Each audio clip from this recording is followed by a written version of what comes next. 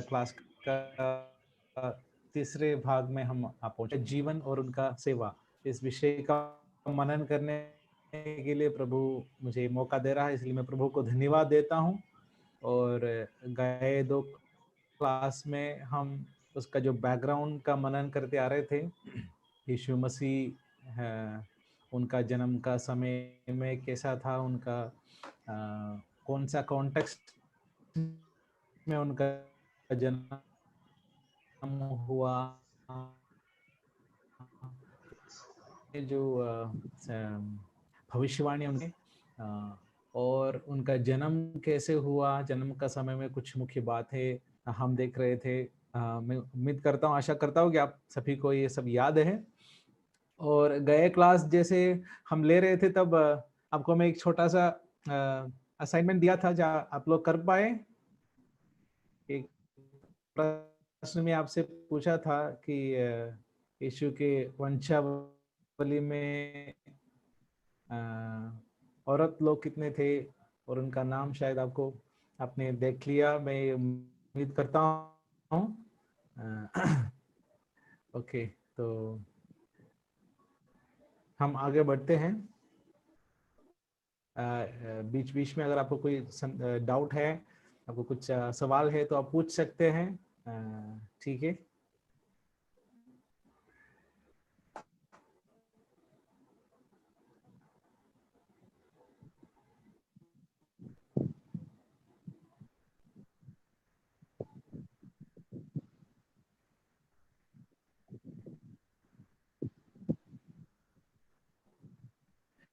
तो आइए आज का क्लास की ओर हम चलते हैं। तो आज हम यीशु के सेवकाई के बारे में और गहराई में देखने वाले हैं।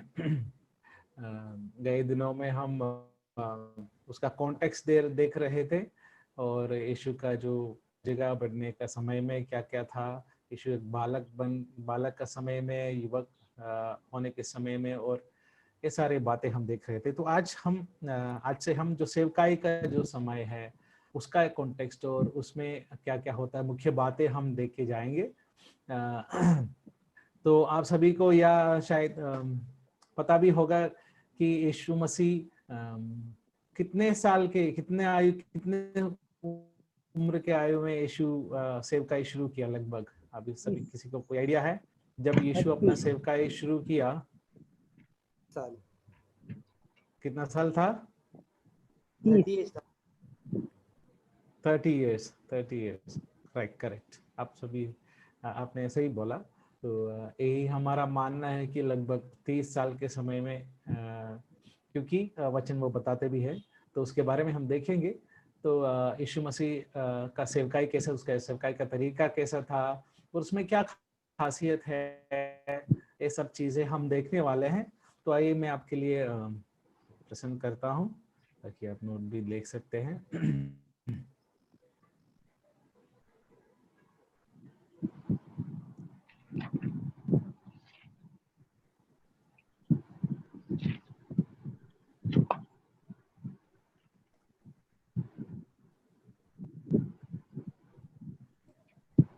तो यीशु की सेवा के बारे में हम मनन करने वाले हैं। तो यीशु की सेवा कैसे आगे बढ़ा, और उसका एक ओवरव्यू, उसमें खास बातें, मेन पॉइंट्स जो है वो हम देखे जाएंगे, और सेवा के बारे में भी कुछ चीज़ें हम देखेंगे। तो यीशु के सेवा ऐसा माना जाता है कि जब से उनका बपतिस्मा हो गया, बपतिस्मा से लेकर उनका स्वर्गारोह तक जो भी बातें हुए हैं, इनको हम यीशु के सेवा के रूप में हम मानते हैं कि पब्लिकली जब तब तक यीशु अपने माता पिता के अधीन रहा, अपने ही जगह पे रहा, जैसे एक साधारण मनुष्य जी रहा था वैसे ही यीशु जिया। लेकिन यीशु का पब्लिक में आना, नहीं तो लोगों का सामना आना, ये बपतिस्मा के समय से हुआ। तो इसलिए हम ये मानते हैं कि बपतिस्मा से लेकर यरूशलेम में जाकर उनका स्वर्गारोह, अपना मरना, गाड़ा जाना, फिर जी उठना, उसके बाद जो स्वर्गारोह हुआ तब तक का उनका सेवकाई हम मानते हैं। तो ये तो उनका सेवकाई उनका कर्म के हिसाब से है। अगर जगह के हिसाब से अगर हम देखें तो ऐसा हमें मिलेगा कि यहूदिया से शुरू हुआ यीशु अपना मिनिस्ट्री, ये तो जियोग्राफिकल है। पूरे ऊपर मैंने जो दिया है वो उनका कर्म के बारे में, जो जो बातें उनके जिंदगी में हुआ है, घटनाओं के बारे में। दूसरा, अगर आप जियोग्राफिकली देखें तो कहाँ से यीशु ने शुरू किया? यहूदिया से शुरू किया, क्योंकि यरदन यरदन जो नदी है यहूदिया और गलील के बीच में जो है, तो यहूदिया इलाके में जाकर यीशु बपतिस्मा लिया। तो यहूदिया से शुरू किया और यरूशलेम के बाहर जो एक बड़ा पहाड़ है जिसको हम जानते हैं ओलिव, माउंट ओलिव बोल सकते हैं आप, नहीं तो जैतून का पहाड़ जो हमारा हिंदी बाइबल में हमें मिलता है। तो यहूदिया यरदन नदी में शुरू हुआ, यरदन नदी के किनारे शुरू हुआ, और यरूशलेम में जैतून का पहाड़ के ऊपर से, नहीं तो olive, mount of olives, mount olives, तो वहां से वहां तक का जो आयु, जो घटनाएं हैं वो उनका सेवकाई में आते हैं। ठीक है, तो आगे बढ़ते हैं। तो देखिए, मैं थोड़ा सा चरित्र, थोड़ा सा इतिहास आपको बताना चाहता हूँ। तो यीशु का सेवकाई कब हुआ उसके बारे में हिस्टोरिकल एविडेंस, नहीं तो बाइबल से ही हमें वो मिलता है।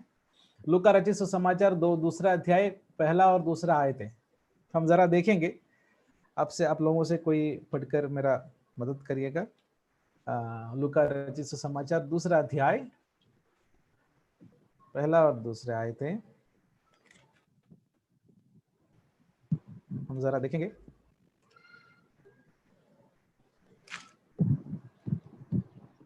दूसरा अध्याय नहीं, सॉरी, तीसरा अध्याय पहला और दूसरा आयत, 2 नहीं 3 है। I want to apologise.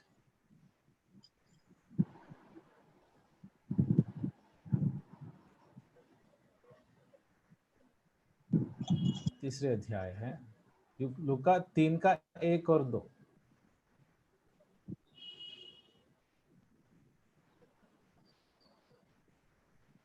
वहां पर इस प्रकार लिखा है,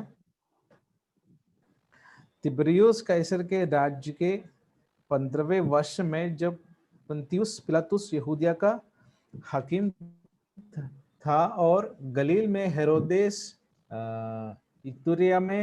इतुरिया और त्रकोनितिस में उसका भाई फिलिपुस, ऐसा हकीम करने वाले का अधिकारियों का नाम दिया गया है, और हन्ना और कैयाफा महायाजक थे। तो एक ऐतिहासिक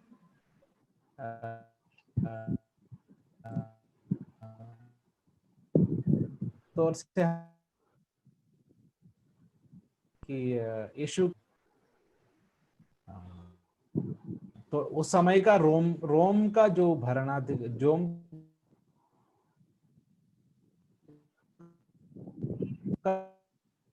रोम का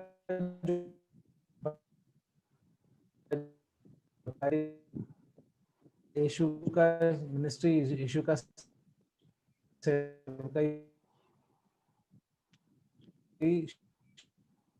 शुरू हुआ वहां का,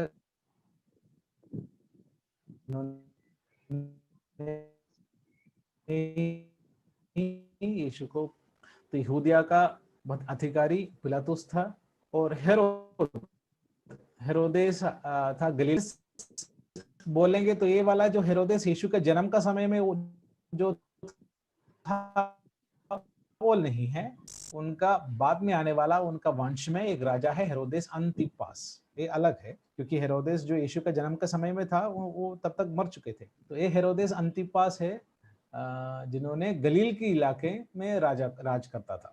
तो ये हेरोदेस अंतिपास है, दूसरा है। ओके, फिर यहूदी लोगों के लिए उनका याजक लोग तब तक का कौन था? हन्ना, नहीं तो कैफा। मैं जब गए क्लास में मैं आपको बताया था, साल में हर साल में वो लोग उनका जगह बदलता था, मतलब उनका अधिकार में और एक जन टर्न्स लेते थे। तो ऐसा एक अधिकार, एडमिनिस्ट्रेटिव बैकग्राउंड ऐसा था, इतना अधिकारियां वहां पर काम करते थे, वहां पर कार्य करते थे। ऐसा समय में यीशु का सेवकाई शुरू हुआ। ये हम क्यों पढ़ रहे हैं, ये हम क्यों देख रहा है? ये हमारे लिए ऐतिहासिक सबूत है कि यीशु का कार्य, सेवा इस समय में हुआ, इसलिए हम लोग ये देख रहे हैं। ओके। और यीशु का सेवकाई में खास करके किस किस तरीके का सेवकाई यीशु करते थे? आपको आपका मन में क्या आइडिया है कि यीशु क्या क्या सेवकाइयाँ करते थे? मतलब यीशु के सेवकाई में कौन कौन सा चीजें शामिल थे? आप बता सकते हैं? यीशु जब सेवकाई के लिए निकलते थे तब प्रीचिंग और वो लोगों को सुसमाचार देते थे प्रीचिंग वाज देयर, यस। और लोगों को काफी लोगों को चंगा क्या किया उन्होंने। समाचार देते थे तो हम चंगा किया, वेरी गुड। तो प्रीचिंग हो गया, और चंगाई हो गया। दुष्ट काफी आत्मा लोग को निकाल। हाँ, दुष्ट आत्मा को निकालते थे, चंगा करते थे, फिर और कुछ लोग जब प्रचार करते थे। बताइए। और जब कुछ लोग मतलब उन्होंने जब वो रोटी सेवा।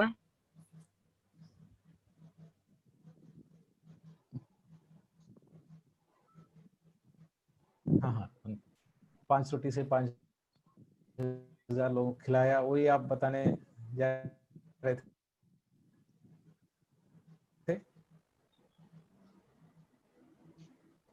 आप सभी ने जो बताया सही है, सही बात बताई आपने। तो उसको हम इसका एक संक्षिप्त रूप बाइबल हमें बताते हैं कि यीशु का सेवकाई किस तरीके का था, उसमें क्या क्या शामिल था। उसका एक जनरल टेम, एक जनरल आइडिया बाइबल हमें देते हैं। हम देखेंगे वो वाला वो क्या था जो यीशु का सेवकाई में। तो मत्ती रचित समाचार 4:23 हम जरा देखेंगे। मत्ती 4:23, क्या कोई पढ़ सकते हैं मेरे लिए? यीशु सारे 4 का गलील में 23। फिरता हुआ हाँ, उनके आराधनालयों में उपदेश करता और राज्य उपदेश का करता, सुसमाचार प्रचार करता और लोगों की प्रचार करता। हर प्रकार की बीमारी और दुर्बलताओं को हम्म, दूर करता रहा। Thank you. तो यहाँ पर देखिए, जो आप लोगों ने बताया उसको हम एक ही आयत में हम पढ़ते हैं। तो क्या क्या था? 3 चीज क्या था? फिरता हुआ उनके आराधनालयों में क्या देता था? उपदेश देता था।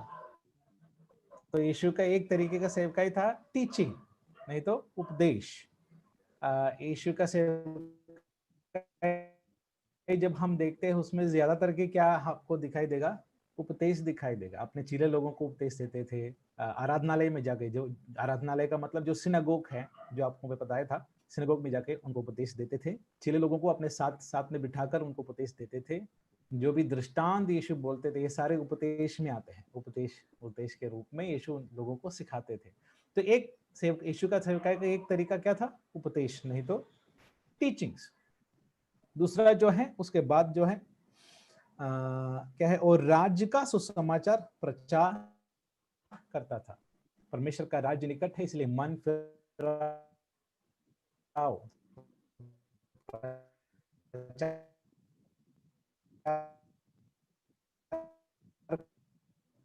करके उनका मन था। और प्रचार और जो बातें आपने बताया, जिसको चंगा किया, दुष्टात्मा को दूर भगाया, की बीमारी और दुर्बलता। तो जो बीमार थे उनको चंगा करते थे, और जिनको दुष्टात्मा सताते थे वो उस दुष्टात्मा के, तो वो क्या है, हम उसका एक कॉमन टर्म देते हैं, अद्भुत काम। तो यीशु का सेवकाई में अद्भुत काम भी होते थे। तो मैं अगर इंग्लिश में बोलूं तो टीचिंग एंड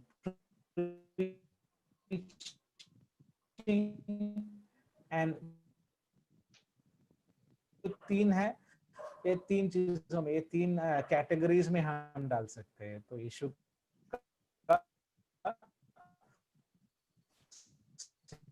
सेवकाई में सबसे ज्यादा प्रचार, तीसरा अद्भुत काम।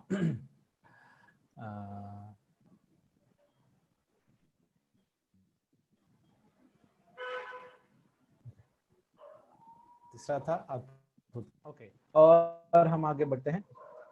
तो जैसे हम लोग पहले बताया कि यीशु का सेवकाई कितना साल के आयु में हुआ था? 30 साल के, उसका भी वचन हमें बताता है लूका 3 का 23 में वो बताया गया है। 3 का 23 में क्या लिखा है?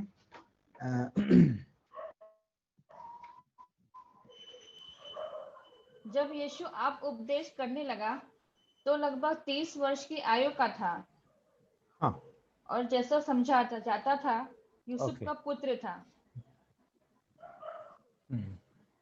Okay, thank you. तो यीशु आयु वहां पर लिखा गया है, क्या था? लगभग 30 साल के थे। तो इस 30 साल के उम्र में यीशु अपना सेवकाई क्यों शुरू किया? सबसे प्रथम उत्तम उत्तर ये होगा कि हाँ, ये प्रभु का समय में, वचन बताता कि सही समय में, तो प्रभु का दिया हुआ समय था, तभी यीशु ने शुरू किया। उसमें मैं दो खास बातें मैं आपको बताऊं इस्राएल से जुड़े हुए। 30 साल में क्या होता है? तो 30 साल के आयु में यीशु ने शुरू किया। जब हम बोलेंगे तो एक बात हमें देखना है कि इस्राएली समाज में एक इस्राएली व्यक्ति, उनका समाज में परिपक्व माना जाता है कौन सी साल में? जब वो 30 साल का बनता है। यही है। तो मतलब अगर जब कोई 30 साल की आयु में पहुंच जाता है तो उनका बाल बोलते हैं मेच्योर्ड हो गया, मतलब कि एक मेच्योर्ड पर्सनालिटी हो गया, उनको समाज में घिना जाता है। मतलब हाँ, इनका बात तो मान सकते हैं, तभी होता है। और दूसरा एक बात है कि लेवी जो याजक जो होते हैं, लेवी जो प्रीस्ट, लेवी गृह का जो भी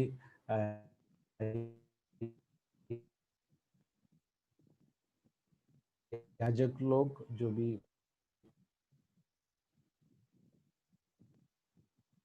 सारे चीज उनका जिंदगी में पूरा हो रहा है।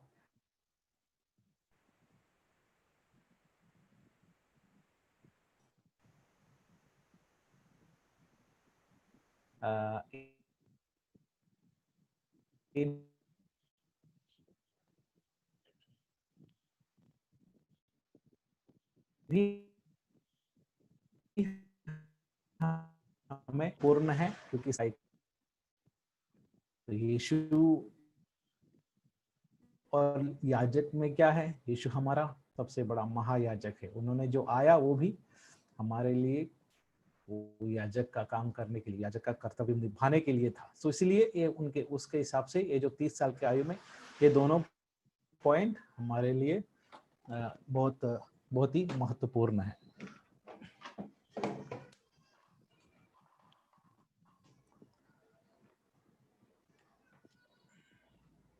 ओके, तो हम आगे बढ़ते हैं।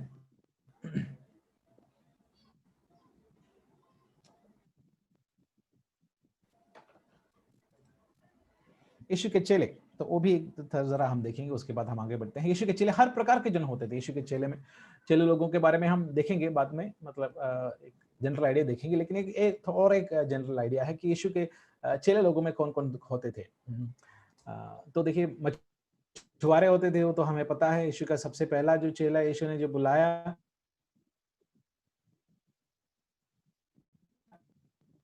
वे लोग मछुआरे पढ़ते हैं और चुंगी लेने वाले थे यीशु के चेले। और फरीसियों का और सदूकियों का यही दोष यीशु पर लगाने का था कि ये लोग यीशु क्या करते,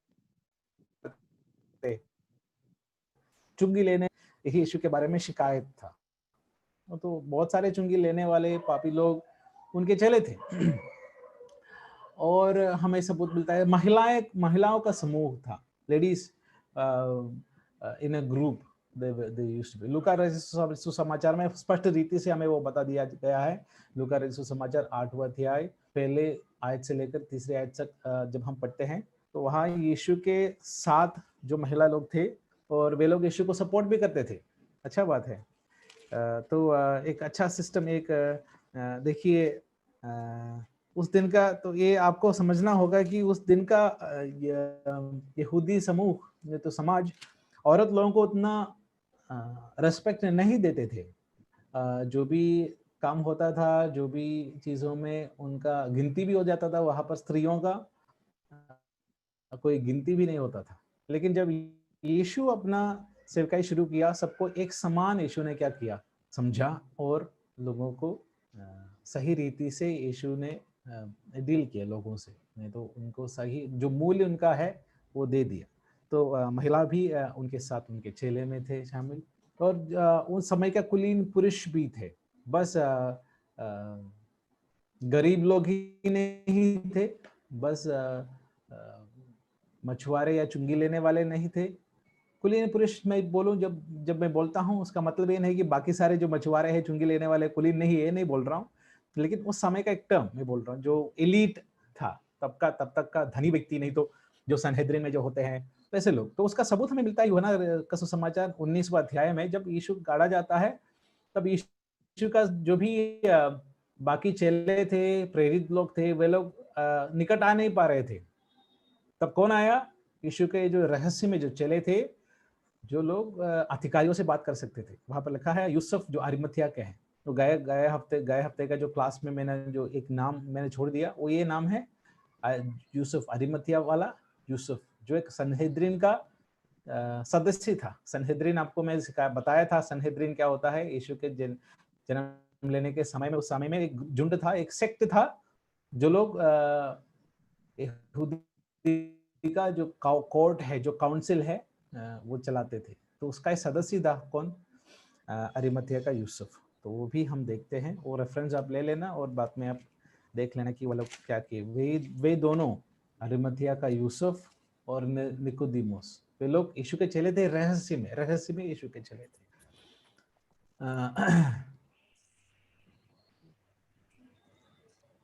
पास्टर जी हेलो।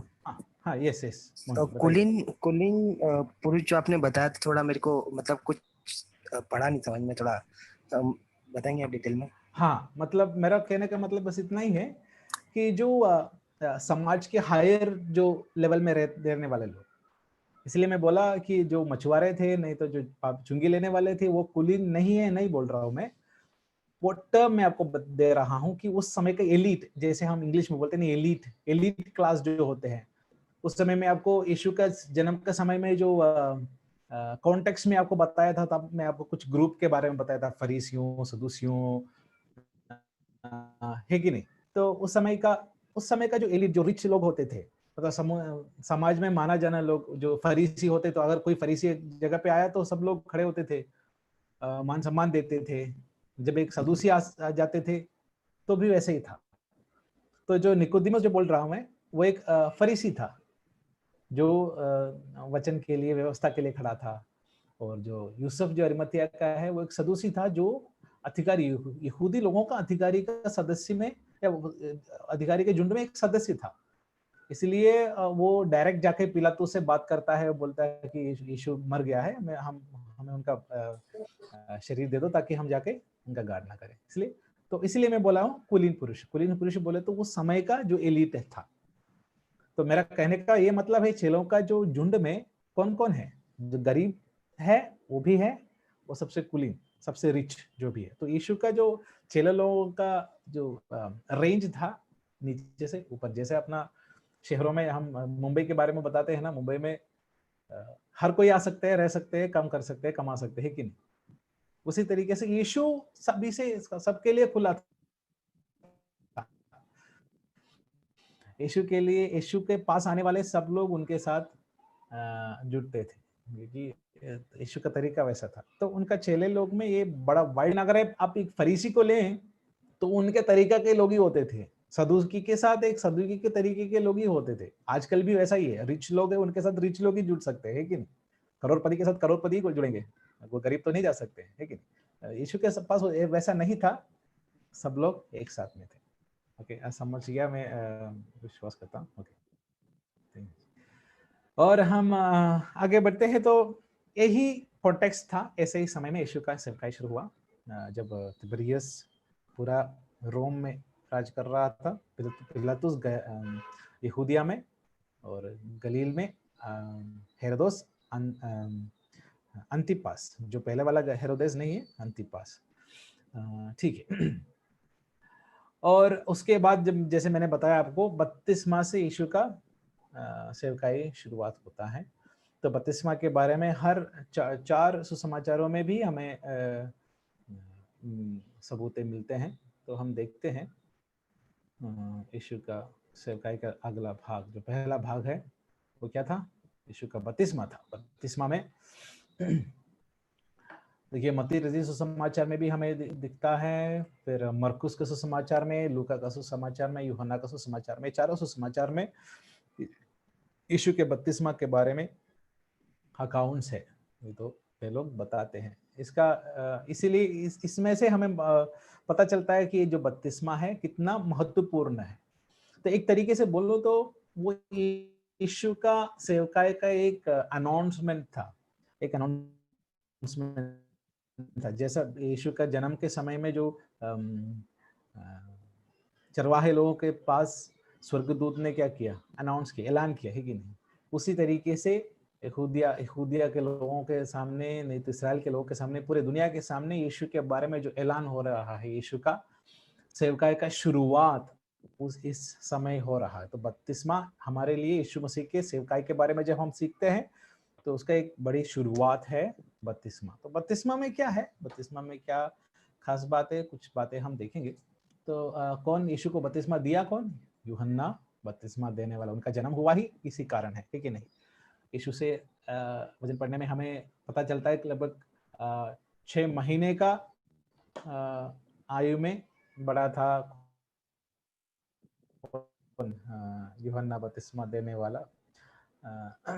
और जैसा यीशु का उसके ठीक शायद 6-7 महीने के बाद उनका मृत्यु भी होता है, वो हम बाद में देखेंगे। तो यूहन्ना बपतिस्मा देने वाला यीशु को बपतिस्मा दिया। कहाँ दिया? जो पहले हम देखे थे, यरदन नदी में। यरदन नदी में जो यहूदिया के इलाके में होता है, वहीं पर यीशु का बपतिस्मा हुआ था। तो कुछ वचन पढ़ने वाले वचन के जो पंडित लोग बताते हैं कि जो यूहन्ना जो बपतिस्मा दे रहा था वो प्रोसेलाइट बैप्टिज्म बोले तो उस जमाने में जब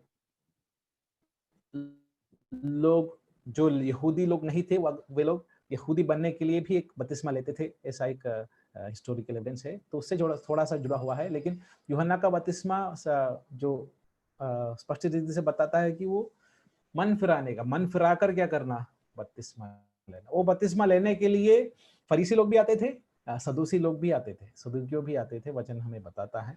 तो वो बपतिस्मा का समय में क्या हो रहा है, तो बपतिस्मा का जो अकाउंट है सारे रेफरेंस से हमें मिलता है। तो उसमें क्या खासियत है हम देखेंगे। तो उस बपतिस्मा के समय में महत्वपूर्ण 2 घोषणाएं हो रहा है, ठीक है नहीं? उस बपतिस्मा के समय में अगर आपको याद है तो जरा बताइए, उस बपतिस्मा के समय में क्या ऐलान हुआ था, क्या घोषणा हुआ था? जब यीशु का बपतिस्मा के बाद यीशु यरदन नदी से बाहर आया तब क्या आवाज सुना? कबूतर के समान पवित्र आत्मा उनके ऊपर उतरा था और स्वर्ग से आवाज आया था कि ये मेरा प्रिय पुत्र है जिससे मैं अति प्रसन्न हूँ। हाँ, ये मेरा प्रिय पुत्र है जिससे मैं अति प्रसन्न हूँ। वो एक घोषणा है। और ये घोषणा होने से पहले दूसरा एक और घोषणा था। और उसके सड़कें सीधी करो। हाँ, वो जो अशरीरी जो आया था, जो आकाशवाणी आया था, उससे पहले यीशु का बपतिस्मा होने से पहले एक घोषणा हुआ। और क्या था? ये हम जरा देखेंगे, आपको पता ही है, बस में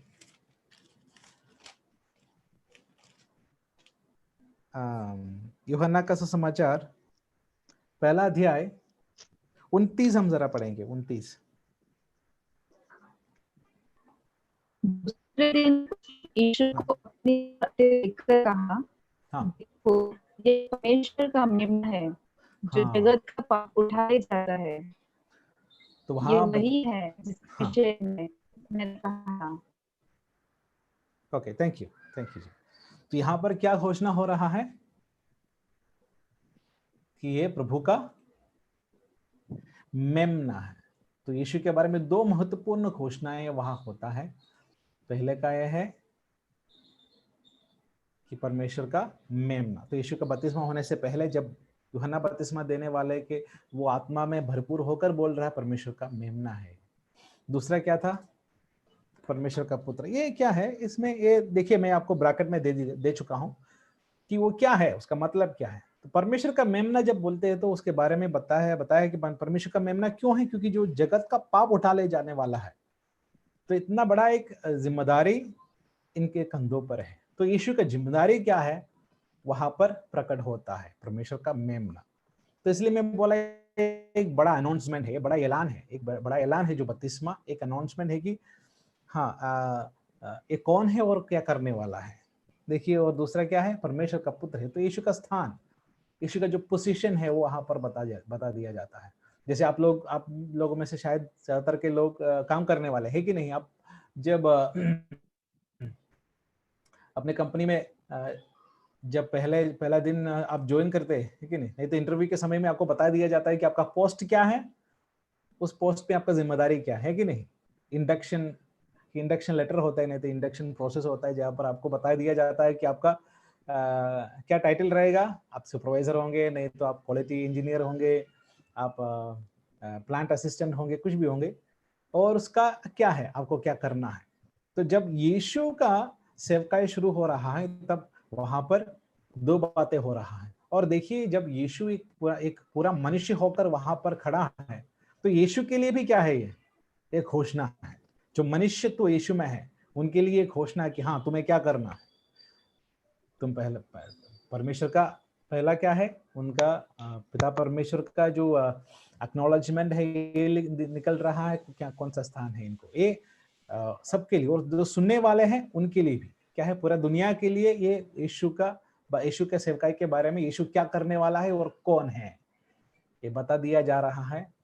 कि जैसे हम रिलेट कर सकते हैं। देखिए, आपका कंपनी में कोई नया सर आ रहा है तो क्या करेंगे, आप सभी को बुला लेंगे और उनको आपको बता देंगे जी ओके एवरीवन कम टुगेदर, ये तो आपका नया मैनेजर है कि नहीं, और आजकल ये काम देखने वाला है, तो ये काम इनका हाथ के अंदर नीचे होगा, तो इतने लोग इनके नीचे काम करने वाले है कि नहीं। वैसे ही तो एक ऐलान, उसको हमें इस रीति से लेना है।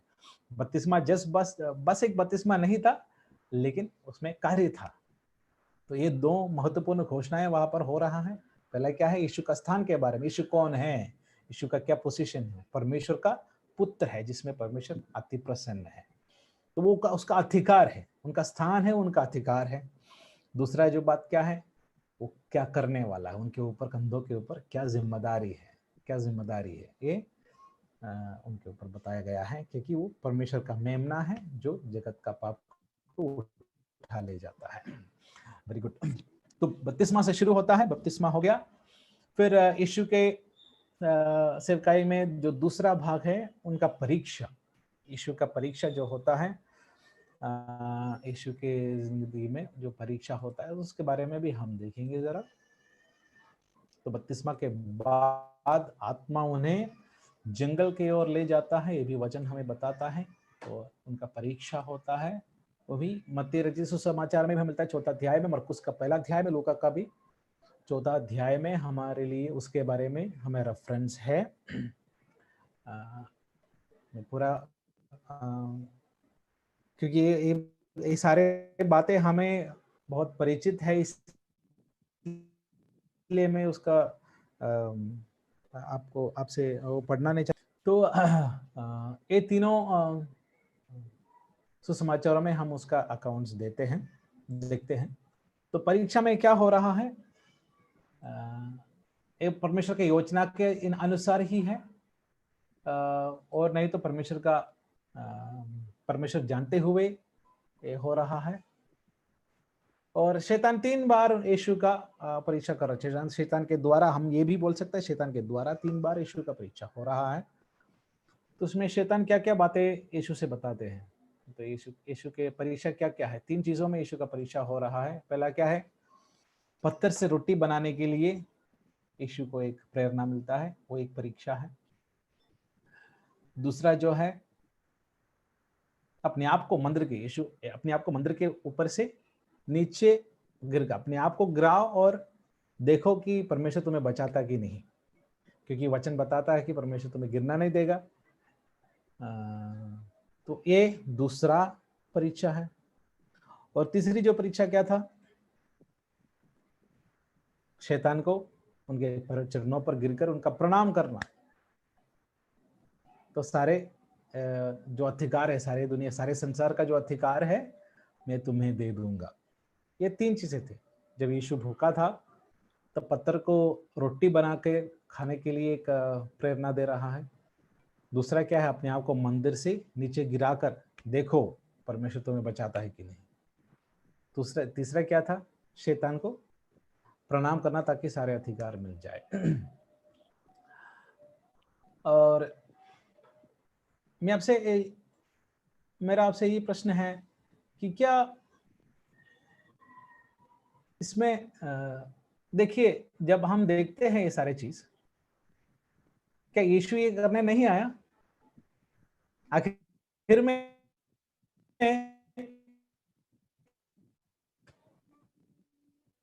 ये सारे चीज से बताऊं तो शैतान बोल रहा है पहले क्या है, उसका मतलब क्या है, ये रोटी, पत्थर को रोटी बना दो,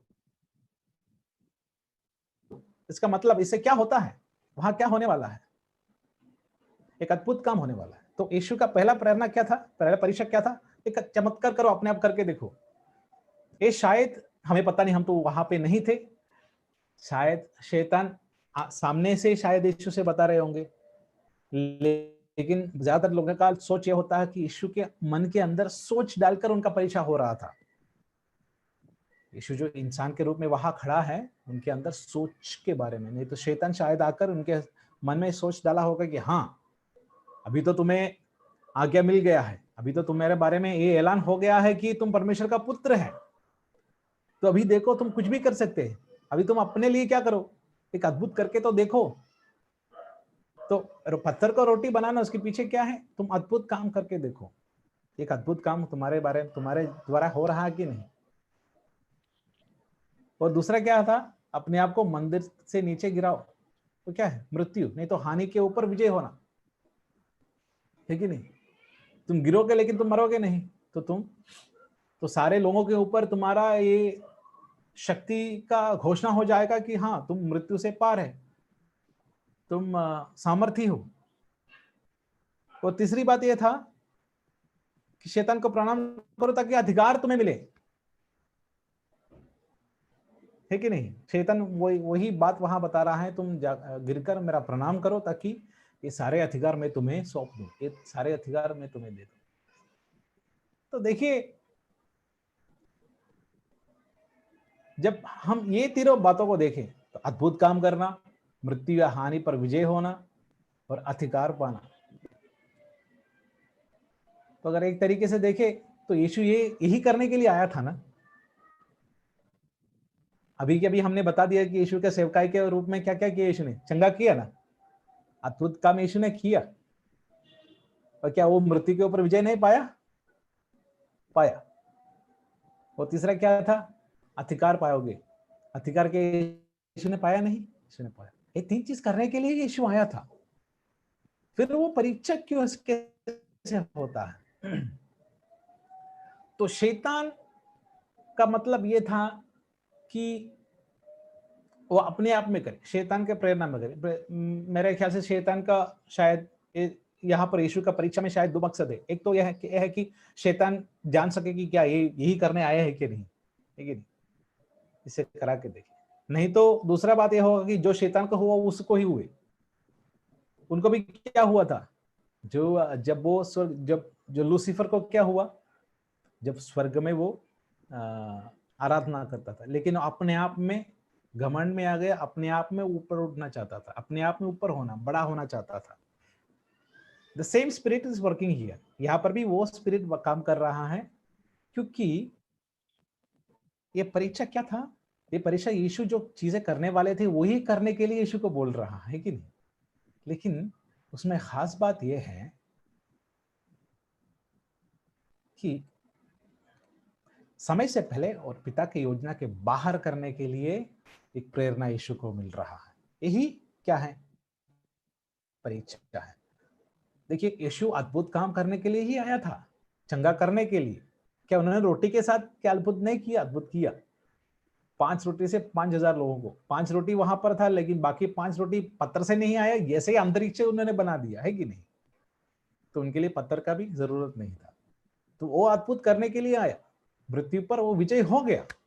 शैतान को प्रणाम करने के बिना वो क्या किया, अधिकार पाया। इसलिए मत्ती रचित सुसमाचार उसका आखिरी अध्याय में, आखिरी आयतों में जब हम देखते हैं, पृथ्वी और स्वर्ग के सारे अधिकार मैंने पाया हूं, सारा अधिकार उन्होंने पा लिया।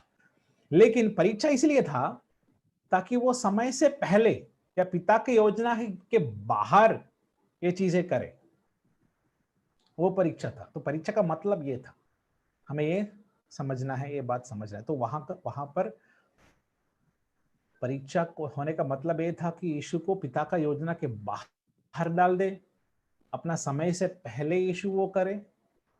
क्योंकि जब मरियम, जब का पहला, उसमें हम आने वाले हैं, लेकिन पहले जो चमत्कार करने के समय में यीशु एक बात बोलता है। जब मरियम जाकर यीशु से विनती करती है कि आप जाकर कुछ करिए, क्या है, क्योंकि दाखरस फट गया है, उनको सहायता चाहिए। तब यीशु क्या बात करते हैं, स्त्री आप और मेरे बीच में क्या है, और मेरा समय अभी तक आया नहीं है।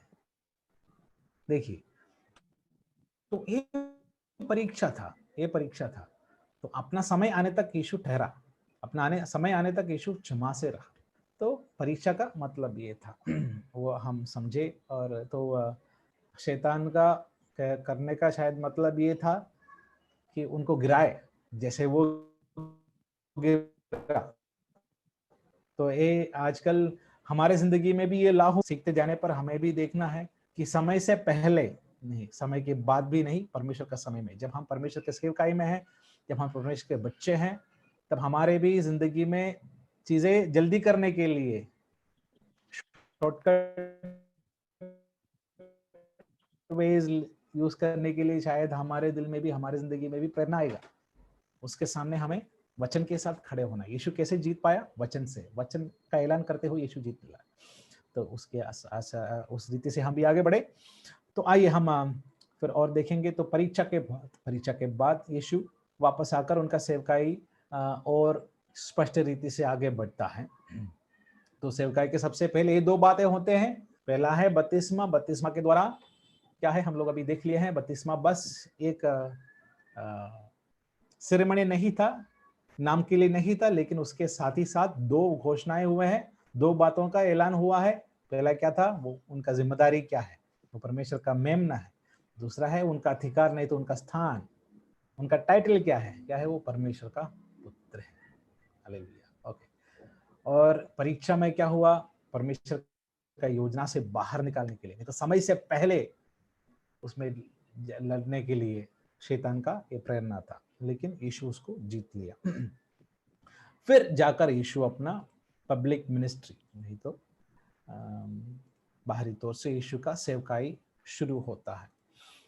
तो हम देखेंगे उस सेवकाई को, हम थोड़ा गहराई में देखने वाले। उस सेवकाई का हम इस प्रकार देखने वाले हैं कि उस सेवकाई कौन कौन सी जगह पर हुआ। इसलिए मैं आपको, हम पहले से जब देखते आ रहे थे कौन कौन सा इलाका है, जिस इलाका में यीशु का सेवकाई हुआ, वे उसी तरीके से हम देखने वाले। तो यीशु का सेवकाई खास करके 3 इलाके में हुए थे, गलील में, यहूदिया में और यरूशलेम में। ये 3 जगहों पर यीशु का सेवकाई खास करके हुआ। ज्यादातर अपना 3.5 साल के सेवकाई में यीशु ये 3 जगहों पर ज्यादातर के अपना सेवकाई का समय बिताया। जो भी है, उपदेश देना, प्रचार करना, अद्भुत काम करना, ये जो तीन चीजें अगर आप निकाल कर देखें तो ये 3 जगहों पर ये सबसे ज्यादा आता है। तो गलील, यहूदिया, यरूशलेम। यरूशलेम जब मैं बोल रहा हूँ, यहूदिया के इलाके के अंदर ही आता है, लेकिन यरूशलेम यीशु का सेवकाई में एक महत्वपूर्ण इलाका है, इसलिए मैं आपको अलग से बता रहा हूँ। जब आप जियोग्राफिकली देखें तो यरूशलेम यहूदिया का अंदर ही आता है, लेकिन हम सेवकाई के तौर पर उस पर नजर डाल रहे हैं, इसलिए मैं आपको ये 3 जगह, 3 इलाका बताया, ठीक है। और सेवकाई के तौर से उस जगह को थोड़ा सा महत्वपूर्णता है, इसलिए मैं यरूशलेम अलग से बता रहा हूं। इसके अलावा और कुछ और जगहों पर यीशु का सेवकाई था। सामरिया, ये गलील में भी नहीं है, यहूदिया भी नहीं है, अलग है। जो मैं आपको जब गए दिन वो मैप दिखाया तो तब आपको मैं बताया था कि सामरिया जो गलीली और यहूदिया का बीच में जो आता जगह है सामरिया में था। यूहन्ना सुसमाचार 4 अध्याय में सामरी स्त्री के साथ जब यीशु बात करते हैं, उनके जिंदगी में बदलाव लाते हैं, उस स्त्री के द्वारा उस पूरा शहर क्या होता है, यीशु के बारे में जानकारी लेते हैं। तो यीशु के ज्ञान में वे लोग आ जाते हैं। तो सामरिया में यीशु का सेवकाई चला, और सूर और सैदा, टायर एंड सीदोन इंग्लिश में जब बोलते हैं, उस इलाके में भी यीशु का सेवकाई हुआ था। मरकुस सुसमाचार 7वें अध्याय में उसके बारे में हमें जानकारी मिलता है। और उसी के साथ साथ दूसरा जगह है दिकापुलिस। दिकापुलिस वो भी मरकुस का सुसमाचार 7वां अध्याय हमें पता चलता है। ये दोनों जगह के बारे में वहां पर हैं जहाँ पर यीशु होकर चला था, वहां पर यीशु का सेवकाई यीशु ने किया था। और एक जगह है पेरेया। इसका डायरेक्ट पेरेया करके नाम आपको बाइबल में नहीं मिलेंगे, लेकिन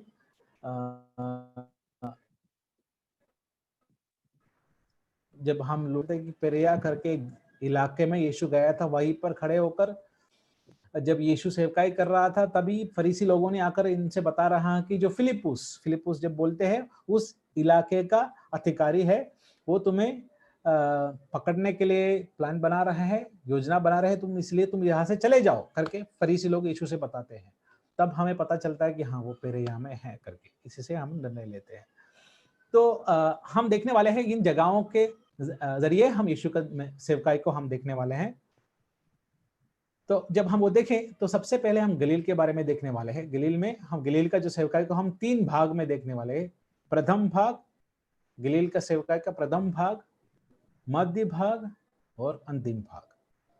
क्योंकि जब यीशु घूमता फिरता रहा तो गलील में कुछ दिन सेव करते हैं, उसके बाद दूसरे जगह जाते हैं, फिर उधर का गए। तो इस सेवकाई को हम 3 भाग में बांटेंगे। उस 3 भाग में इस सेवकाई को हम देखने वाले हैं।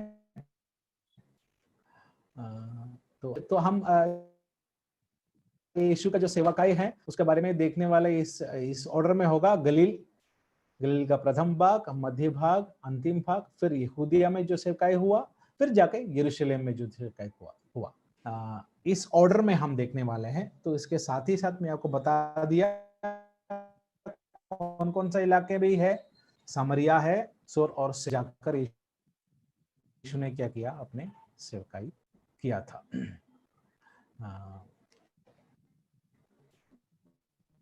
उम्मीद करता हूँ कि आपको इतना तक समझ में आया और हम आगे बढ़ने वाले हैं। तो गलील में तो जब हम के जो सारे अध्याय हम देखते हैं तो कुछ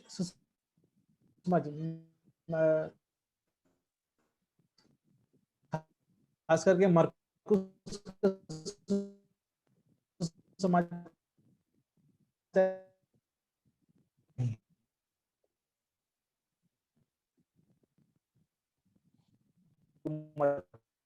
में शायद 13 अध्याय में होगा, उससे कंफ्यूज मत होइए क्योंकि तो आइए हम देखते हैं गलील की सेवकाई के बारे में।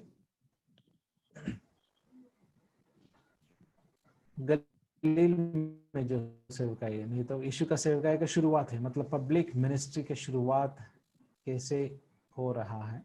Let's see that.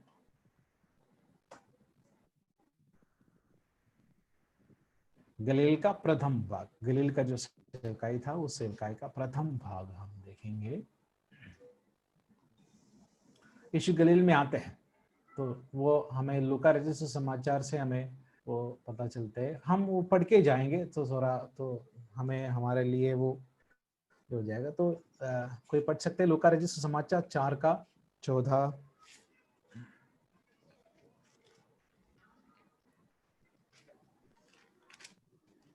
फिर यीशु आत्मा सामर्थ से भरा हुआ गलील को लौटा और उसकी चर्चा आसपास के सारे देश में फैल गई।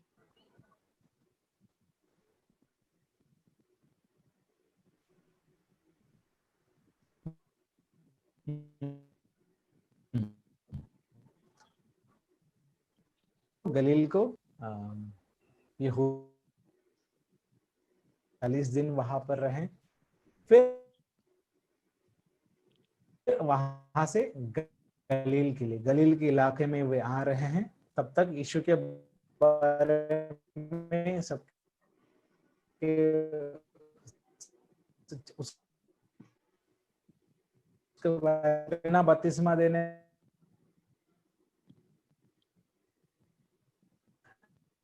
और तो यीशु गलील में आता है, तो इसलिए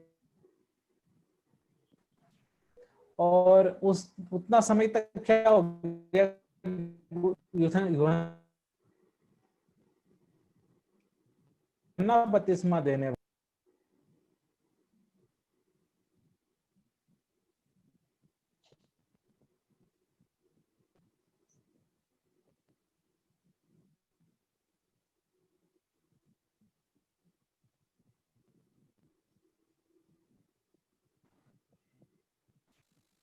ओके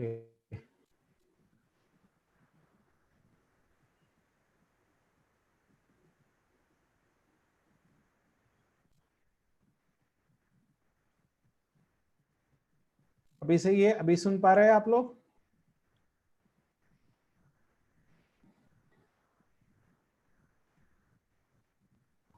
हाँ पास्टर जी, वो वापस एक बार रिपीट कर दीजिए ना, क्योंकि आपकी आवाज जरा भी नहीं आ रही थी।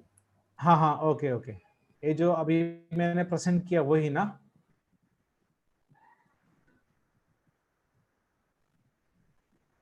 तो गलील में अभी सुनाई दे रहा है ना? अभी आवाज आ रहा है ना? हाँ अभी आ रहा है, अभी आ रहा है। ओके। तो गलील में जब यीशु जैसे लौटा, जो लूका लिखा सुसमाचार 4:14 में हम पढ़े हैं, उसके ठीक बात नहीं तो उसके ठीक पहले क्या हुआ, उसी समय में यूहन्ना बपतिस्मा देने वाला बंदी गृह में डाला गया। उसके बारे में मरकुस सुसमाचार में हम पढ़ते हैं 1:14, जहां पर भी क्या लिखा है, यूहन्ना के पकड़ाए जाने के बाद यीशु ने गलील में आकर परमेश्वर का राज्य का सुसमाचार प्रचार किया। तो यूहन्ना का पकड़ाए जाने के बाद, तो यीशु का गलील में लौटने का ठीक पहले हुआ है, उसी समय में हुआ है। तो ये भी एक महत्वपूर्ण बात है, उस समय में जो हुआ। और उसके बाद जब यीशु गलील में आया, गलील में आकर अपने ही शहर में यीशु गया और नजरत में जाकर यीशु ने जैसे करता था आराधनालय में, जो सिनागोग में जाकर उपदेश देने लगा यीशु ने। तो बाहर क्या हो रहा है, यीशु जब उपदेश देने लगा तो उस जगह के लोग, नाजरेत के लोग क्या कर रहे हैं, यीशु को अनादर कर रहे हैं, यीशु को एक्सेप्ट कर नहीं पा रहे हैं वे लोग। मरकुस रचित सुसमाचार उसका 1 से लेके जब हम पढ़ते हैं, उस बार के बारे में जब हम देखा, हम उसी भाग पढ़े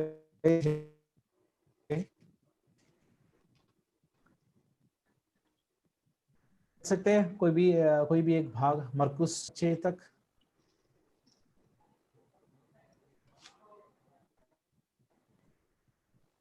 हेरोदेस ने यह सुनकर कहा, जिस यूहन्ना का सिर मैंने कटवाया था वह जी उठा है।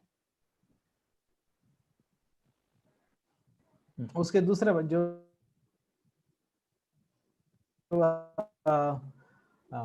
मरकुस 6:1 से लेकर 6 तक पढ़िए। मरकुस 6:1 से लेकर। वहां से निकलकर वह अपने देश में आया और उसके चेले भी उसके पीछे गए। सब्त के दिन वह आराधनालय में उपदेश करने लगा और बहुत से लोग सुनकर चकित हुए और कहने लगे, इसको ये बातें कहाँ से आ गई और यह कौन सा ज्ञान है जो उसको दिया गया है? कैसे सामर्थ के काम इसके हाथ से प्रकट होते हैं? क्या यह वही बढ़ई नहीं? हाँ आगे बढ़िए। जो मरियम का पुत्र और याकूब, योसेस, यहूदा और शिमोन का भाई है? क्या उनकी बहनें हमारे बीच में नहीं रहती थी? इसलिए उन्होंने उनके विषय में ठोकर खाई। यीशु ने उनसे कहा, भविष्यद्वक्ताओं को अपने देश और अपने कुटुंब और अपने घर को छोड़ और कहीं भी नहीं निरादर होता है।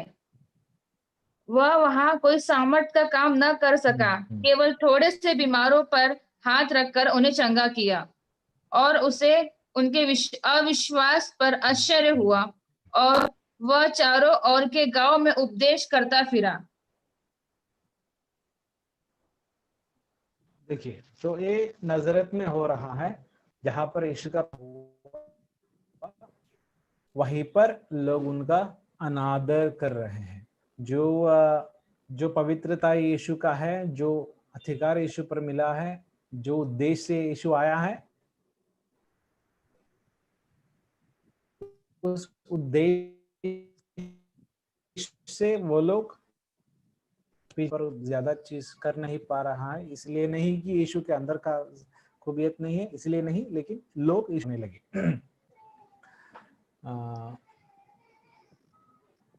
फिर इसके बाद तीसरा जो मुख्य बात है, उसके बाद नसरत में ऐसा होने के बाद यीशु कफरनहूम के लिए जाते हैं। कफरनहूम में अपना सेवकाई वहां से शुरू करते हैं। ये भी हम वचन में देखते हैं।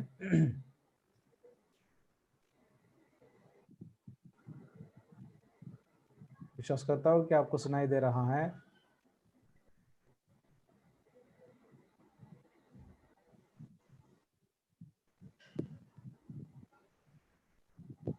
ओके, तो कफरनहूम से यीशु अपना सेवकाई फिर से शुरू कर रहा, मतलब वहां जाकर, वहां रहकर यीशु सेवकाई कर रहा है। वो लूका रचित सुसमाचार 4:31 में, मरकुस 1:21 में भी हम पढ़ते हैं।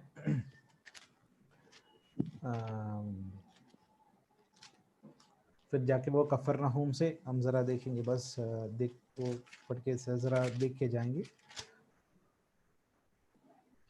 फिर वो गलील के कफरनहूम नगर को गया और सबके दिन लोगों को उपदेश दे रहा था। तो गलील के, ये लूका सुसमाचार से मैंने पढ़ा, तो 4:31 है। तो जब यीशु, तो ये ऑर्डर आपको शायद मिल रहा है, मैं विश्वास करता हूँ। पहला यीशु का, हाँ, यीशु का बपतिस्मा हो गया, परीक्षा हो गया, परीक्षा के साथ सीधा गलील में आ रहा है। गलील में नजरेत में उपदेश देने लगता है। फिर नजरेत के लोग ये सोचकर हैरान कर रहा है, ये तो बड़ा ही है, इनसे ऐसा बातें नहीं निकलना चाहिए, ये तो बस अपना काम करते रहना है। तो ऐसा उनका निरादर करता है। फिर यीशु वहां से कफरनहूम तक आते हैं। कफरनहूम जो नजरेत से थोड़ा और दूर में एक दूसरा शहर है, जो गलीली इलाके में ही आते हैं। और कफरनहूम में अपना सेवकाई, वहां पे रहकर यीशु अपना के सेवकाई कर रहा है। तो उस सेवकाई जब से शुरू हुआ, उस सेवकाई करते करते उनके साथ चेले लोग जुड़ने लगते हैं। वो ही है दूसरा। उसके बाद कफरनहूम में आने के बाद यीशु क्या कर रहा है? चेले लोगों को बुलाता, अपने पहले चेले लोगों को यीशु बुलाता है। ये भी रेफरेंस में आपको दे रहा हूँ। लूका रचित सुसमाचार 5वां अध्याय में, मरकुस के 2 अध्याय में, यूहन्ना का 1 अध्याय में हम ये बातें देखते हैं कि यीशु का जो पहले चेले हैं, कौन कौन थे? पतरस थे, पतरस नहीं तब, शिमोन, उनका भाई अंद्रयास, याकूब और यूहन्ना और फिलिपुस, नाथनीएल, ये सारे लोगों को उस समय कफरनहूम में यीशु जाकर रहने के बाद वहां से उनको बुलाता है। तो यही ऑर्डर में चल रहा है। नजरत में आया, नजरत से फिर कफरनहूम में आया, कफरनहूम में रहकर यीशु अपना सेवकाई शुरू किया। तभी से यीशु अपने चेले लोगों को इकट्ठा करने लगा, चेले लोगों को बुलाने लगे। और इसके साथ ही साथ बहुत सारे लोग यीशु के बात सुनने के लिए, उपदेश सुनने के लिए उनके साथ थे।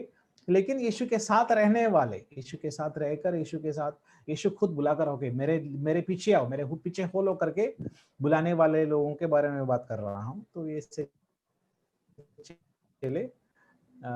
चेलों को बुलाना शुरू किया यीशु ने। फिर जो प्रथम अद्भुत काम यीशु के हाथ से हुआ, वो जब नहीं किया वो अभी कर रहा है। यूहन्ना रचित हमारे लिए एकदम परिचित भाग है। यूहन्ना के सुसमाचार 2 अध्याय 1 से लेके 12 तक जब हम पढ़ते हैं, पानी को दाखरस में बना देना। यूहन्ना 2 का 1 से 12 तक हम वो देखते हैं। तो सबसे महत्वपूर्ण एक चमत्कार है यीशु का, एक अद्भुत काम है यीशु का। तो यहाँ पर हम वचन हमें बताता है कि यहाँ पर यीशु अपने चेले लोगों के साथ आए हैं। तो चेले लोगों को बुला लिया। कुछ चेले लोग शायद पूरे लोग नहीं थे, आधे लोग थे, पता नहीं हमें। तो अपने चेले लोगों के साथ ही यीशु इस शादी पर आया, जो उनका एक रिश्तेदार का ही है। फिर वहां पर यीशु क्या कर रहा है? अपना अद्भुत काम ये हमें दिखाई देता है कि यीशु पानी को दाखरस में बना देता है। फिर उसके बाद जो महत्वपूर्ण बात हमें दिखता है कि जो प्रेरितों को नियुक्ति कर, तो बहुत सारे चेले लोग यीशु के साथ हो गए थे। 6वां अध्याय से लूका 6 का 12 से जरा पढ़िए।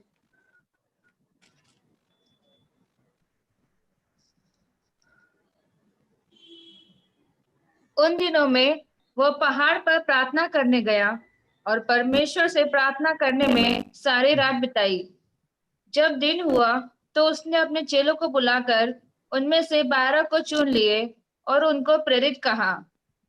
और वे ये हैं: शिमोन, जिसका नाम उसने पतरस भी रखा, और उसका भाई अंद्रियास, और याकूब, और यूहन्ना, और फिलिपुस, और बरतुमे, और मत्ती, और थोमा, और हलफई का पुत्र याकूब, और शिमोन जो जेलोतेस कहलाता है, और याकूब का बेटा यहूदा, और यहूदा इस्करियोती जो उसका पकड़ने वाला बना।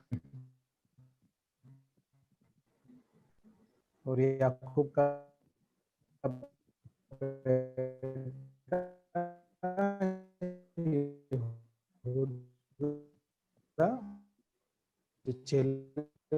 लोगों से इन्होंने चुन लिए। एक पूरे रात प्रार्थना करके यीशु इस चेले लोगों को चुन लेते हैं।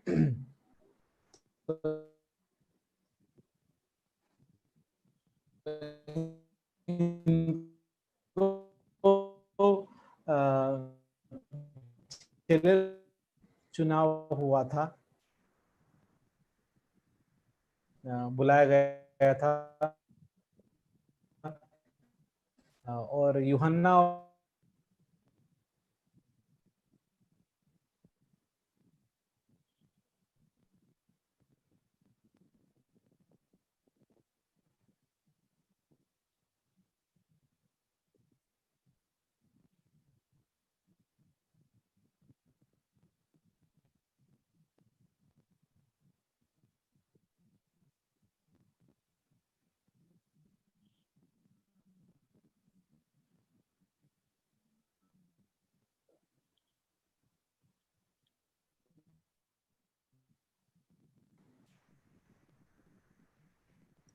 देखिए थोड़ा नेटवर्क का प्रॉब्लम है, इसलिए प्रॉब्लम आ रहा है। ओके,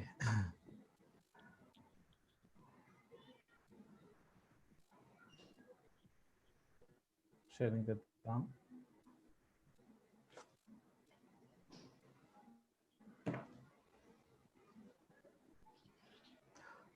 तो ये प्रेरितों का नियुक्ति वहां पर हो रहा है। तो इतना बातें प्रथम भाग में, गलील की सेवकाई के प्रथम भाग में हो रहा है। यीशु गलील में आता है, गलील से फिर वे नसरत में आकर उपदेश देने लगता है। वहां से उन्हें अनादर मिलता है। फिर कफरनहूम की ओर चले जाते हैं। कफरनहूम में रहकर अपना सेवकाई का जो उस समय का केंद्र कफरनहूम बन जाता है। फिर वहां से यीशु का सेवकाई चलता है। फिर उसी जगह से घूम फिर कर चेले लोगों को बुलाते हैं। मछुआरे लोगों को पहले बुलाते, उसके बाद यीशु अलग कम करने वाले थे। फिर मत्ती जो चुंगी लेने वाला था, उनको पोत्री लोग यीशु के पीछे करने लगा।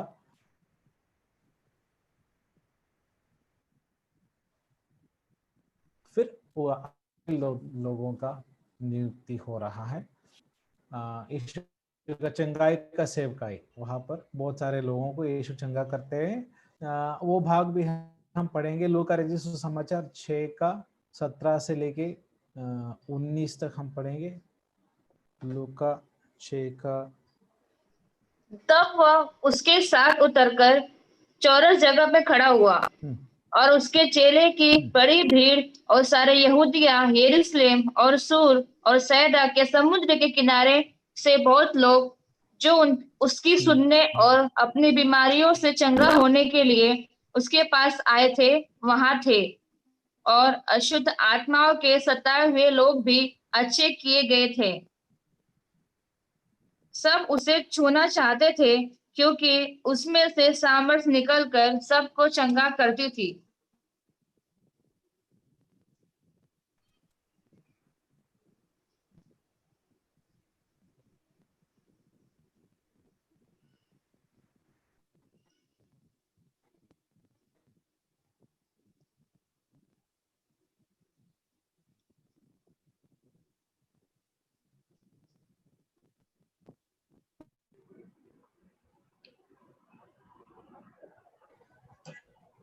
तो बहुत सारे इलाकों से यीशु का सेवकाई में भाग लेने के लिए, यीशु का वचन सुनने के लिए, यीशु के द्वारा चंगा होने के लिए लोग आ रहे थे। यीशु के द्वारा चंगाई पाने के लिए, यीशु का सेवकाई के द्वारा आशीष मिलने के लिए बहुत सारे लोग आ रहे थे। तो ये भी हम देखते हैं। उसी के साथ साथ जो यहाँ पर नहीं है, जो उसी के साथ साथ मत्ती रचित सुसमाचार में, मत्ती रचित सुसमाचार उसका 5वां अध्याय, 5वां अध्याय से जब हम पढ़ते हैं तो यीशु का पहाड़ी उपदेश है। तो यीशु का पहाड़ी उपदेश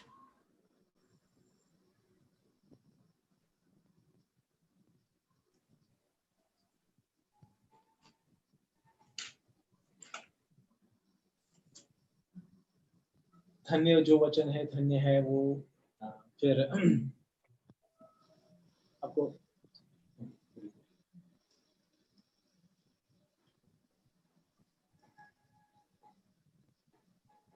सुनाई दे रहा है ना आपको? यस पास्टर जी।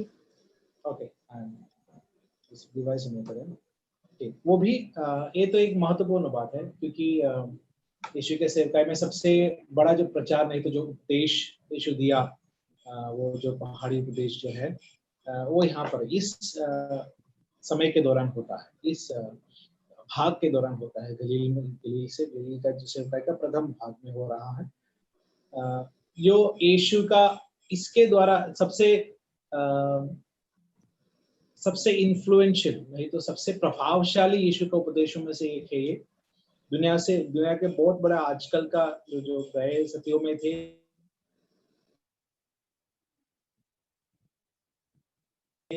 बहुत सारे आइडियोलॉजीज यहाँ से इस समाचार जो दिया गया है उसी के द्वारा निकला है। बहुत सारे लोग इसी से इंस्पिरेशन लिया है, इंस्पायर्ड होकर अपना आइडियोलॉजी बना लिया है, और वे लोग के इसी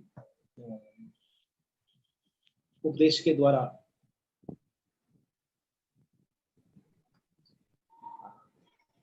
बहुत सारे चेंजेस, बदलाव इस जिंदगी, इस संसार में आया है।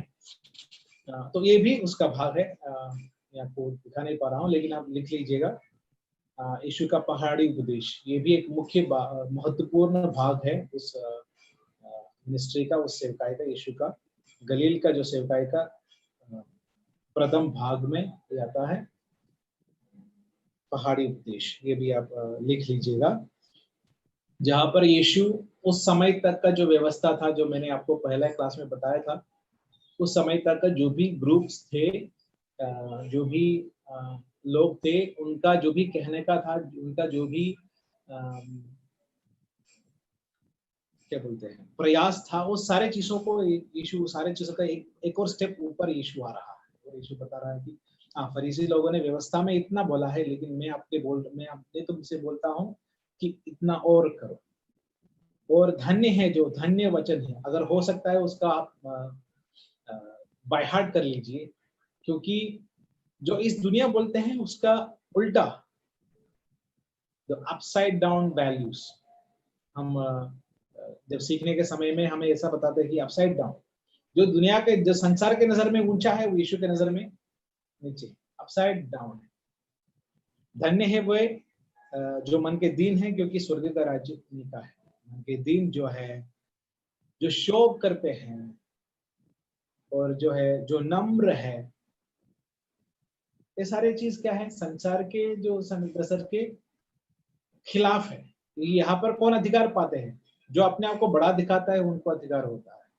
लेकिन परमेश्वर के राज्य में जो नम्र है, वो परमेश्वर का राज्य का अधिकारी, पृथ्वी का अधिकारी होंगे। तो जो धार्मिकता के लिए भूखे और प्यासे हैं, जो दयावंत है, और जो मन का शुद्ध है, प्योर इन हार्ट, जो मेल कराने वाले हैं, पीस मेकर्स, और धार्मिकता के कारण जो परसिक्यूटेड, सताए जाते हैं, तो ये सारी बातें वहां लिख रहा है, यीशु बता रहा है। और यीशु अपना एक स्टैंडर्ड सेट कर रहा है।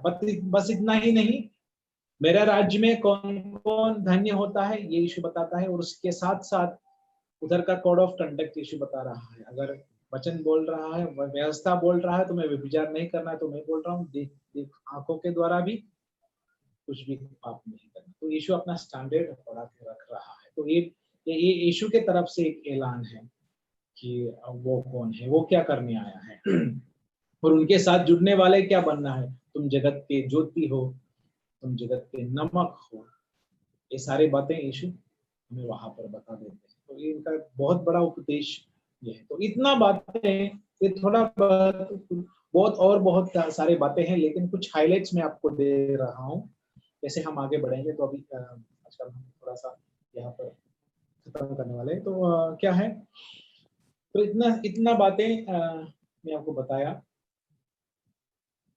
एक और बात दोहराते हैं, अगर आपको कोई मिस हो गया, मैं ट्राई करता हूँ एक और बार आपको दिखाने के लिए। मेरे स्क्रीन में नेटवर्क का थोड़ा सा इश्यू है, इसलिए यहाँ पर we'll try to just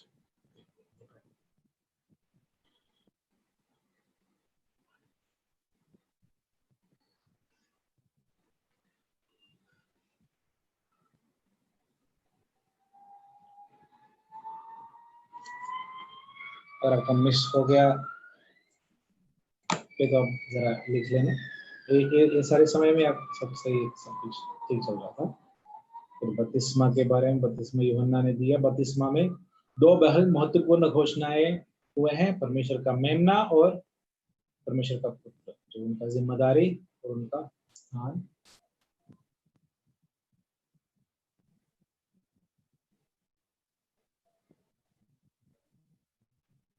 और जो परीक्षा में जो क्या हुआ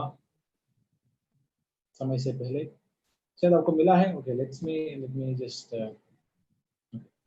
लेट्स सी। ओके, आपको कौन सा भी भाग आपको मिस हो गया है, तो मैं आपके लिए दोबारा डाल सकता हूँ, नहीं तो अगर कोई डाउट्स है तो उसके लिए हम जाएंगे। तो एक और बार मैं रिकैप कर रहा हूँ। तो हम आज क्या देखे, यीशु का सेवकाई के बारे में देख रहे थे। यीशु के सेवकाई कौन से समय में हो रहा था, उसका बैकग्राउंड क्या था, तब उसके समय में रोम के अधिकारी कौन था, यहूदा के अधिकारी कौन था, गलील के अधिकारी कौन था, और कौन महायाजक था उस समय में, ये हम देखें। फिर कौन सी साल में हो रहा था यीशु का सेवकाई, कौन सी साल में शुरू हुआ। 30 साल के आयु में यीशु अपना सेवकाई शुरू किया। और यहूदियों की इतिहास के हिसाब से उस समय क्या महत्व है, ये हम देखेंगे। दो बातें हैं, क्या है, एक तो कोई व्यक्ति यहूदी के समाज में परिपक्व माना जाने का समय कौन सा है? जब वो 30 साल का आदमी बनता है। दूसरा बात यह है कि हमारा यीशु महायाजक है, और जैसे लेवी यहूदी लोगों का जो लेवी गोत्र के लोग, जो पुरोहित लोग, जो याजक लोग होते हैं, वो अपना सेवकाई शुरू करते हैं 30 साल की आयु पर। वो भी यीशु के लिए महत्वपूर्ण था। फिर हम उनके चेले लोगों के बारे में देखें तो हर प्रकार के लोग उनके चेले थे। तो हर प्रकार के लोगों को सिखाने के लिए यीशु के पास शिक्षा था। और इसका और एक महत्वपूर्ण बात यह है कि जब आप किसी और से बात करेंगे तो आप उन्हें समझा सकते हैं। ये सारे लोग जो ढूंढ रहे थे, जिसके बाट जोते रहते थे, वो किस पर मिला था? यीशु पर मिला था। इसलिए यीशु के चेले लोगों पर इतने सारे लोग थे। जब हम निकोदेमुस के बारे में देखते हैं तो हमारे मन में शायद थोड़ा सा एक नेगेटिव आइडिया है, क्योंकि यीशु को क्वेश्चन करने के लिए आया था वो, ठीक ही नहीं? यूहन्ना का सुसमाचार में हम वो देखते हैं। लेकिन हमें ये बात भी देखना है कि निकोदेमुस के द्वारा ही हमें वो सबसे बड़ा महत्वपूर्ण वचन हमें मिला। क्या है? क्योंकि परमेश्वर ने जगत से इतना प्रेम किया ताकि वो अपने इकलौता पुत्र को दे दिया, तो ताकि जो भी उस पर विश्वास करते हैं वो नाश ना हो, लेकिन अनंत जीवन पाए। अगर निकोदेमुस आता नहीं था, अगर निकोदेमुस आता नहीं होता, शायद वो वहां पर नहीं होता। लेकिन वो परमेश्वर की इच्छा के अनुसार था, योजना के अनुसार था। तो वो यीशु का चेला बन गया। एक फरीसी था, क्यों? इसलिए वो रहस्य में था, लेकिन वो भी प्रभु का योजना था कि यही कि नहीं। उनके देखिए यीशु प्रभु ने उनको किस तरीके से किस काम के लिए तैयार किया था। जब यीशु का गाड़ना का समय आ गया तो उनका जो भी पोजीशन था, उनका जो भी समय था, उसका इस्तेमाल हो गया। तो हर प्रकार के लोग, हर तरीके के लोग यीशु के चेले थे। इससे हमें क्या सीख मिलता है? हर प्रकार के लोगों को आकर्षण करने के लिए, उनको समझाने के लिए यीशु काफी था। मतलब उस जमाने के लोग जो जिस चीज का बाट जोड़ते रहते थे, बस वो बात यीशु पर था। हमें और हम देखिए यीशु का सेवकाई किस किस कदम से आगे बढ़ते हैं। पहला बपतिस्मा होता है, बपतिस्मा में जो भी चीजें ऐलान हुए हैं वो हम देखें। फिर परीक्षा में क्या हो रहा है? जो चीज यीशु करने वाला था वही चीज करने के लिए यीशु को परीक्षा दे रहा है। इसका मतलब ये था कि समय से पहले, नहीं तो योजना से बाहर यीशु से काम कराए, लेकिन यीशु उसको रोक लिया। और यीशु उस पर विजय पाकर आगे बढ़ा। संयम से, धीरज से यीशु आगे बढ़ रहा है। और जब वो अपना यीशु का सेवकाई, हम बोले कि तीन जगह के द्वारा जरिए हम देखने वाले हैं। पहले गलील है, यहूदिया है, फिर यरूशलेम है। तो हम अभी गलीलिया में से शुरू हुआ है। ये गलीलिया में भी 3 भाग है। क्या है? प्रथम भाग, मध्य भाग, अंतिम भाग। ये तीनों भाग में क्या क्या हो रहा है ये हम देखेंगे। उसके बाद हम यहूदिया में यीशु ने क्या क्या किया और यरूशलेम में यीशु के द्वारा क्या सेवकाई हुआ। और इसी के साथ साथ हम लोग देखे थे और क्या क्या जगह थे यीशु ने जो सेवकाई की। ये 3 जगहों के बाहर कौन कौन सा जगह था? सामरिया और सदू और सेद और पेरिया और दिकापुलिस सारे जगह थे। वहां पर भी यीशु ने काम किया। लेकिन वहां पर जैसे यीशु होके गया नहीं, तो वहां पर कुछ समय के लिए ठहरा, इसलिए वहां पर बहुत ज्यादा बातें नहीं हो रहा। मतलब ज्यादा चीजें वहां पर नहीं कर रहे हैं, लेकिन जो किया है उसका अकाउंट है हमारा बाइबल में, इसलिए मैं उस जगह का भी नाम दिया। तो आपको एक ओवरऑल आइडिया मिला कि यीशु का जन्म कैसे हुआ और यीशु का सेवकाई किस तरीके से चला, और उसका ऑर्डर आपको मिल रहा है। और कोई डाउट है? नहीं तो कोई क्वेश्चन है तो आप पूछ सकते हैं, हमारे पास थोड़ा सा वक्त है।